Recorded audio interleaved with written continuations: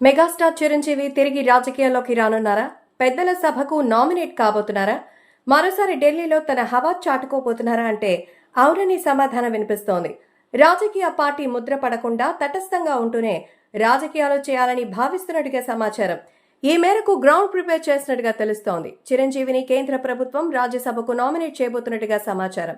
వివిధ రంగాల్లో నిష్ణాతులను, సామాజిక సేవకులను కేంద్ర ప్రభుత్వం రాజ్యసభకు నామినేట్ చేస్తుంది.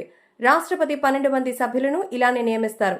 అందులో భాగంగానే చిరంజీవి ఎంపిక ఉంటుందని సమాచారం. సామాజిక సేవ లేకపోతే చలనచిత్ర రంగం కేటగిరీ నుంచి ఆయనకు రాష్ట్రపతి కోటా కింద పెద్దల సభకు పంపించబోతున్నట్టుగా సమాచారం. దీనిపై కేంద్రం త్వరలో ఒక నిర్ణయం తీసుకోబోతున్నట్టుగా తెలుస్తోంది. కేంద్ర పెద్దల వద్ద పవన్ పరపతి విపరీతంగా పెరిగింది. మొన్నటి ఎన్నికల్లో ఏపీలో కూటమి కట్టడం వెనుక పవన్ పాత్ర ఉంది.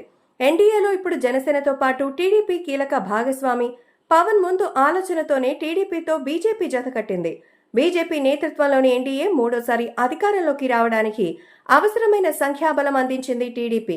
టీడీపీకి సరైన సమయంలో జత కట్టి పవన్ మంచి పని చేశారు. మరోవైపు బీజేపీని ఒప్పించి టీడీపీతో కలిసేలా చేశారు.